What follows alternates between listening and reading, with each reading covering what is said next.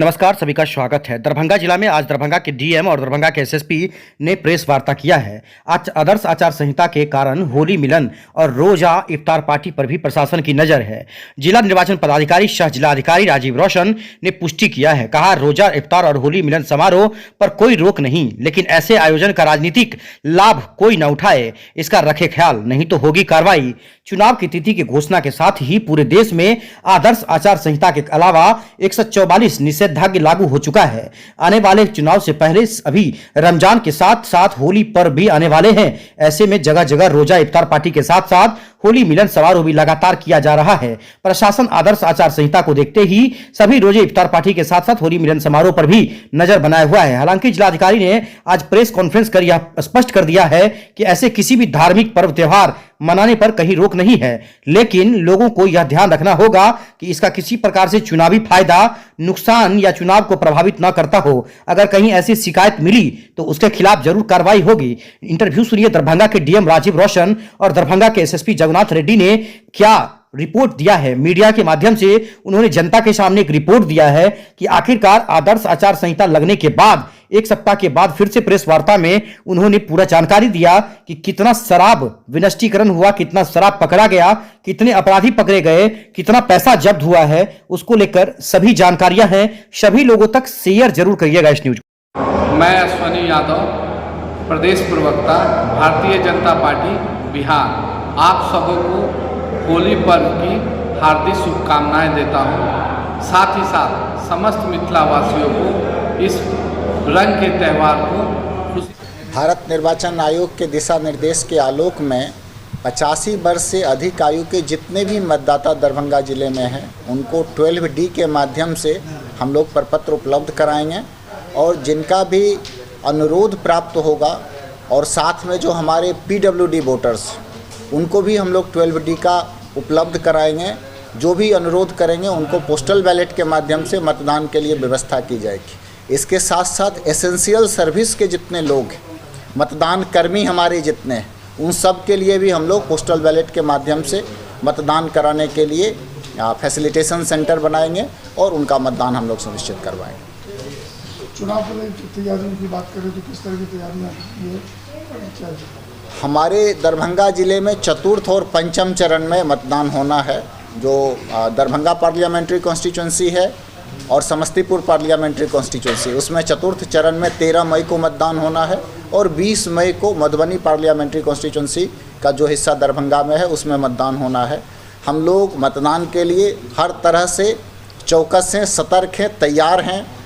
मतदान के संदर्भ में हम जिले के लोगों से अनुरोध करना चाहेंगे, आग्रह करना चाहेंगे, निवेदन करना चाहेंगे कि ये लोकतंत्र का महापर्व है, अपने अधिकार का प्रयोग करें।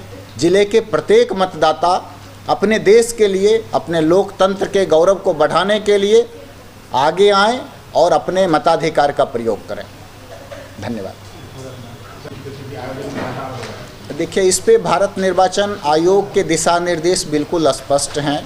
जो भी इस प्रकार के सांस्कृतिक कार्यक्रम होते हैं या जो आपने बताया कि रमज़ान मिलन का या होली मिलन का कार्यक्रम है या बिहार दिवस का कार्यक्रम है, इस प्रकार के आयोजन पे पाबंदी नहीं है।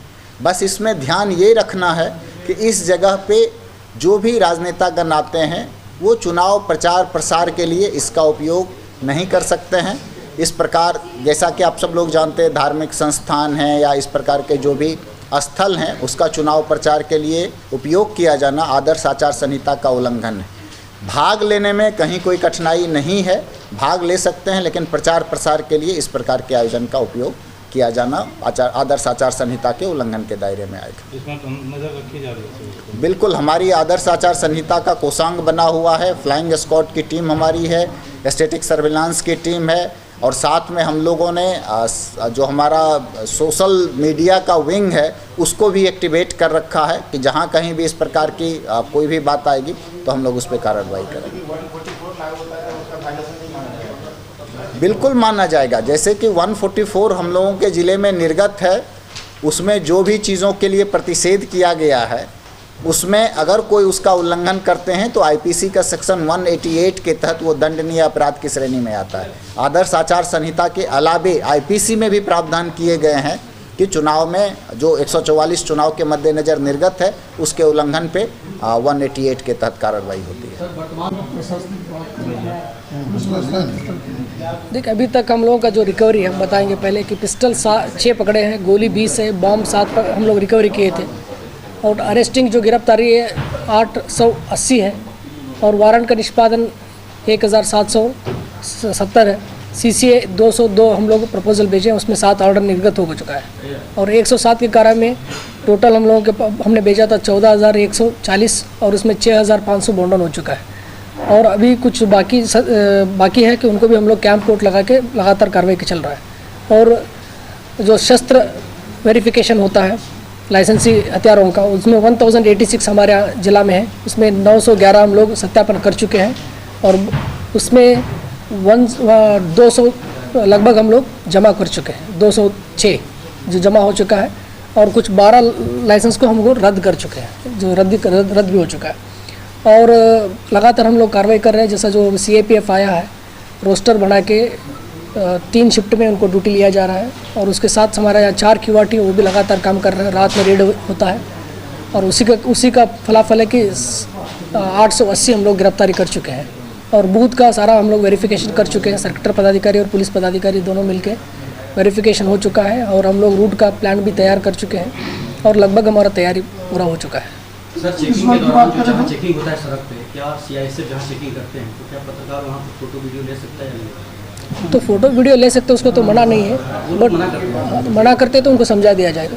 सर, पुलिस फोर्स की बात करें तो कितना पुलिस फोर्स आई है, क्या आई है और क्या नहीं? तो ये सिक्योरिटी डिप्लॉयमेंट प्लान को जो उचित नहीं है उसको पब्लिक प्लेटफॉर्म में रखना कि बट हम लोग प्लान कर चुके हैं, बट हम लोग उसको तैयार फोर्स कितना है बाहर से? सुरक्षा के मद्देनजर किस तरह की फोर्स की आवश्यकता है? वही हम बता रहे हैं आपको, चुनाव का प्रक्रिया है, सिक्योरिटी डिप्लॉयमेंट सीक्रेट डॉक्यूमेंट होता है, सीक्रेट होता है, इसको इसलिए दियारा इलाका पड़ता है, जैसे पूरा आपका कोसी क्षेत्र। दीरा इलाके में देखिए अभी जो हमारा SSB एक कंपनी आया हुआ वो लगातार एरिया डोमिनेशन भी कर रहे हैं, वहाँ अरेस्टिंग भी जारी है और इवन जो हमारा समस्तीपुर पड़ता है, जो बॉर्डर है समस्तीपुर और दरभंगा का, जो हमारा अनुमंडल पुलिस पदाधिकारी है QRT के साथ और SSB के साथ हम लोग वहाँ एरिया डोमिनेशन भी चल रहा है और फ्लैग मार्च भी चल रहा है और जो कमज़ोर वर्ग है उनको भी समझाया जा रहा है कि आप भय मुक्त होकर मतदान कर सकते हैं। सीमा पर क्या सुरक्षा का क्या व्यवस्था की है? जी, टोटल हम लोग यहाँ 49 चेक पोस्ट हम लोग चिन्हित किए हुए हैं, जो नाका लगेगा इसमें 6 चेक पोस्ट हम लोग भाई कार्यरत है, जो 24 घंटा हम लोग स्टार्ट किए हुए हैं और बाकी जो 49 चेक जो है वो जब 7 दिन का जो पहले हम लोग फोर्स आता है तो सब लोग हम लोग लगा के उसको भी चालू करेंगे। सर, चुनाव में अक्सर जेल में जो कैदी यहाँ स्थानीय तौर पर हैं जो प्रभावित करते हैं, उनका भी कोई लिस्ट बनाया जिला बदल करने का सर की अभी? इसीलिए जो हम बताया कि 202 आदमी को जो चिन्हित किए थे, जैसा हमने बताया कि CCA में हम लोग 202 आदमी को भेजे, वही हमने बताया कि 7 का ऑर्डर हो चुका है और बाकी कार्रवाई चल रहा है और उनको जैसे जैसे ऑर्डर होगा फिर हम उसको जिला बदल करवाना, हाजिरी करवाना, जो ऑर्डर मिलेगा मजिस्ट्रेट सर की तरफ से हम लोग उसको कार्रवाई करेंगे। अलग एक सवाल है, आया घाट